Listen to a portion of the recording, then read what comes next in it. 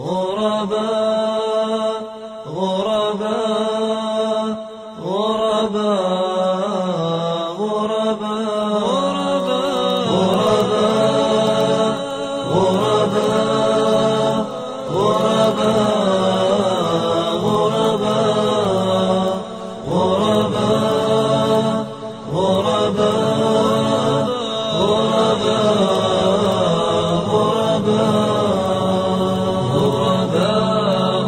ولغير الله لا نحمي الجبال غرباء وارتضيناها شعارا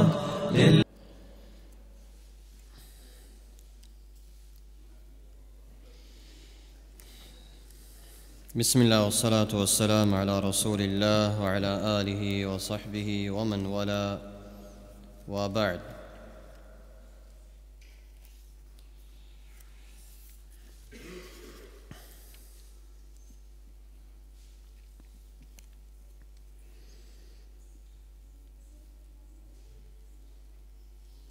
Inshallah, today we wish to start with a new chapter, and that is Babun في أحكام التيمم. This is the rulings with regards to التيمم.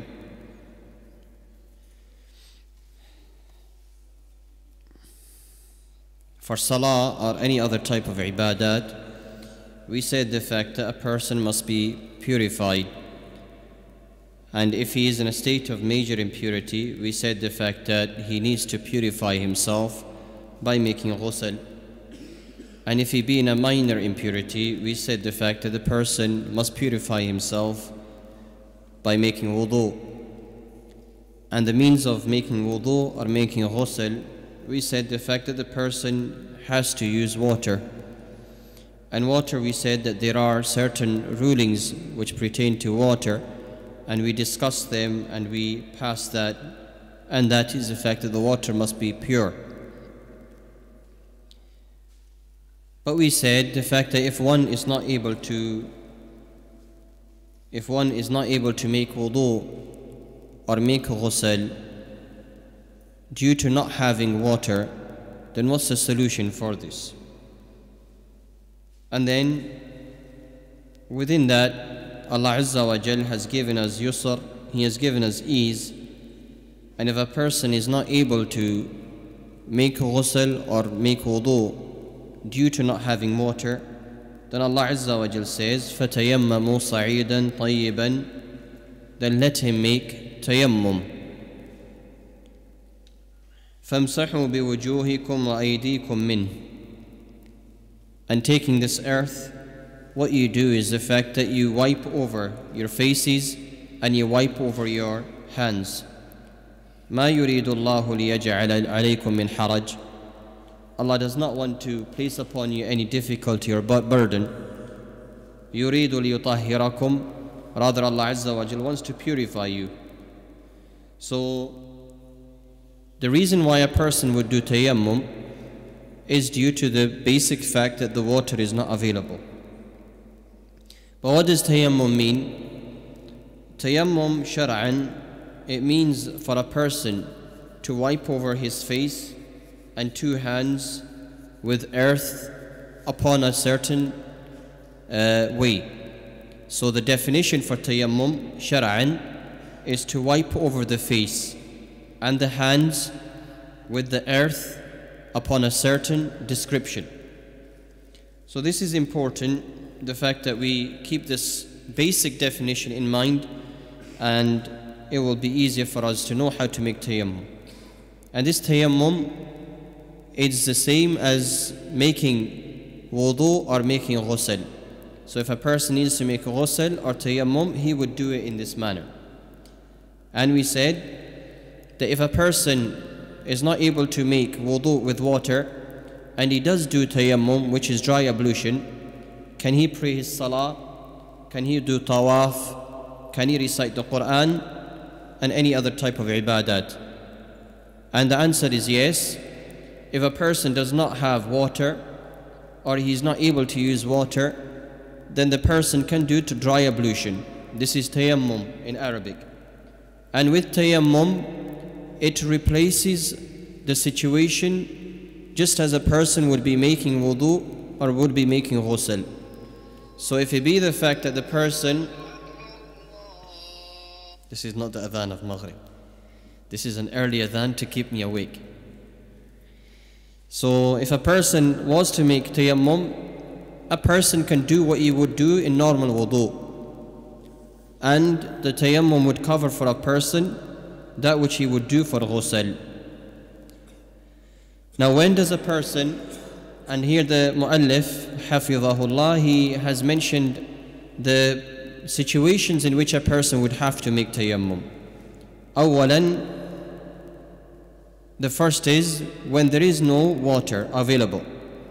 So when there is no water available, whether the person be in hadar or safar, whether the person be in residence or he be in traveling, and he does not have any water left. So in that case, or he doesn't have any water, in that case, he makes tayammum. So you could be residing, and you know the fact that if you're camping, for example, and you had some water, but that water is finished. So the person doesn't have any water nearby. For this person, he could make tayammum. But if it be a person, for example, who is in safar, for example, he's traveling from here to London, and there is no stations, there is no services for him to stop. So the road is simple, he has nothing else but the road. And he's in safar, in this case he could also make tayammum. The second situation in which tayammum is permissible, إذا كان معه ماء يحتاجه لشرب وطبخ. If a person has water, but he has only enough, that which is sufficient for his drink and for cooking, and he doesn't have more than that. So only his darura, that which is necessity, is covered. So he doesn't have any extra water other than that. فإذا خاف العطش or غير ذلك, then it's permissible for a person to do tayammum. And if he fears the fact that he won't have water to drink or to cook with or to make food with and so forth, then the person in this case can use tayammum. He could do dry ablution. ثالثا إذا خاف باستعمال الماء الضرر في بدنه بمرض أو غير ذلك.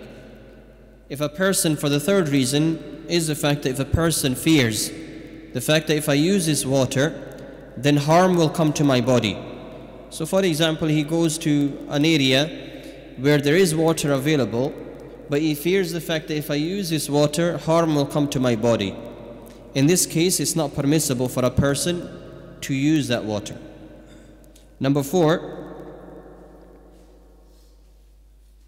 is the fact that if he is sick, and due to his sickness, he's not able to use the water. So for example, if a person is on the bed and he's not able to move, or the water is not able to come to him, so what he does is the fact that he uses the dust of whatever is around him to make wudu, and that would be permissible. So first we said the fact that there is no water at all. Second, we said there is water, but very little amount of water, that which is sufficient for him and for his necessities. The third, we said, if he fears of using that water, that it would cause him some damage to the body or cause him some harm. In that case, tayammum is permissible. Number 4 is the fact that we said that if a person has a sickness or he's not well and he's not able to use the water, in that case he could do tayammum. Number 5, إذا خاف بردا باستعمال الماء, that if he fears the fact that if I need to use this water, but he fears the fact that he will become severely sick, meaning the water is available, but the water is very cold, and he doesn't have any means to warm it up, and by using this water he will become sick. In the first categories we said that the water in itself is polluted, that it would damage the body, but in this case the water is pure. The water is in good health and good and clean to use. But in this case, the problem is the fact that the water would cause him harm due to the fact that being very cold and he doesn't have anything to warm it up with. And Allah says, وَلَا تَقْتُلُوا أَنفُسَكُمْ, and do not kill yourselves.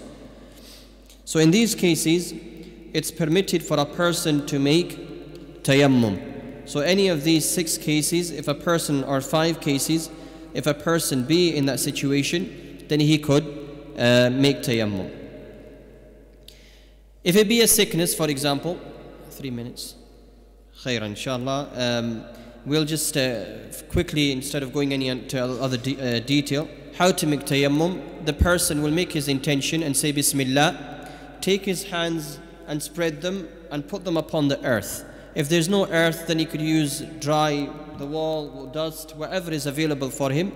And he places his hands there, he blows off the excess, and then what he does is the fact that he wipes over his face. And then he places his hands again on the dirt or the dust, and he blows off the excess, and he wipes his both hands with each other up to the wrist. And other ulama differed over the fact that the arms are included with it, the elbows, and this is a difference of an opinion. When he does that, then he says his dua for wudu, Ashhadu an la ilaha illallah wa ashhadu anna Muhammadan abduhu wa rasuluh, and we leave it to that. Wa sallallahu wa sallim ala nabiyyina Muhammad wa alihi wa sahbihi ajma'in.